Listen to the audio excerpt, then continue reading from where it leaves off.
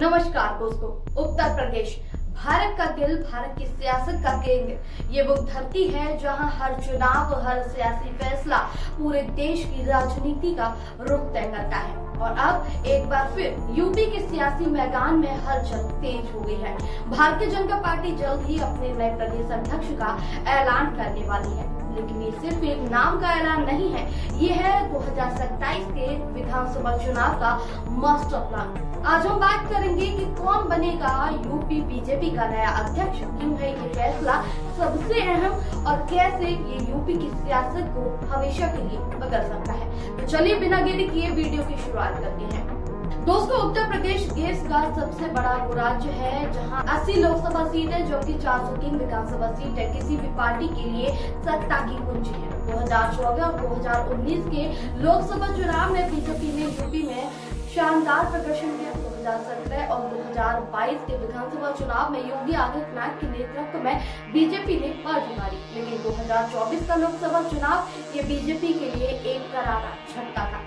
2019 में जहां बीजेपी ने 62 सीटें जीती थी, तो वहीं 2024 में सिर्फ 33 सीटें मिली। क्या थी इस हार की आखिर वजह?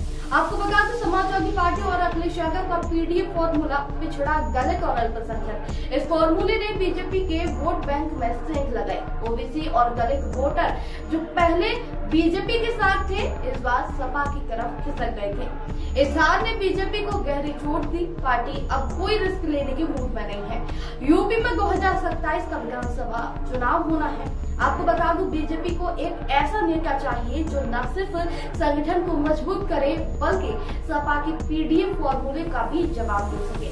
वर्तमान प्रदेश अध्यक्ष भूपेंद्र सिंह चौधरी का कार्यकाल खत्म हो चुका है और अब सवाल ये है कि अगला अध्यक्ष आखिर कौन और क्यों इस फैसले में इतनी सावधानी बरती जा रही है। दोस्तों, दरअसल यूपी की सियासत में जातीय और क्षेत्रीय समीकरण बहुत मायने रखते हैं। बीजेपी जानती है कि अगर उसे 2027 में जीत हासिल करनी है तो उसे हर वर्ग को एक साथ लेकर चलना होगा। योगी आदित्यनाथ जो खुद ठाकुर समुदाय से हैं, मुख्यमंत्री हैं, इसीलिए संभावना कम है कि नया प्रदेश अध्यक्ष सामान्य वर्ग से होगा। पार्टी की नजर अब दलित और ओबीसी चेहरों पर टिकी हुई। क्यों? क्योंकि 2024 के चुनाव में इन्हीं वर्गों ने बीजेपी का साथ छोड़ा था। पार्टी अब इन्हें वापस लाने के लिए कुछ भी कर सकती है। तो चलिए अब उन नामों की बात करते हैं जो यूपी बीजेपी के अगले अध्यक्ष की रेस में सबसे आगे चल रहे हैं। दलित वर्ग से विनोद सोनकर, विद्यासागर सोनकर और रामशंकर कठेरिया, ये 3 अनुसूचित जाति से आगे हैं और संगठन में इनकी मजबूत पकड़ भी है। तो वहीं ओबीसी वर्ग से स्वतंत्र देव सिंह, अमरपाल मौर्य और बाबूराम निषाद, धर्मपाल सिंह, केंद्रीय मंत्री बीएल वर्मा और साध्वी निरंजन ज्योति बीच में शामिल हैं। इनमें से स्वतंत्र देव सिंह का काम सबसे ज्यादा चर्चा में है। स्वतंत्र देव सिंह पहले भी प्रदेश अध्यक्ष रह चुके हैं और वर्तमान में योगी सरकार में कैबिनेट मंत्री हैं। उनकी खासियत की बात करें तो योगी आदित्यनाथ के साथ उनकी शानदार ट्यूनिंग सेट है।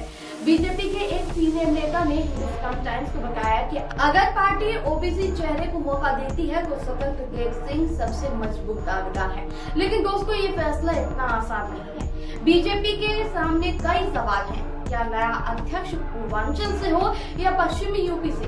क्या वो नेता ऐसा हो जो सपा के पीडीएफ फॉर्मूले को तोड़ सके? और सबसे बड़ा सवाल कि क्या वो योगी आदित्यनाथ के साथ तालमेल बिठा पाएगा?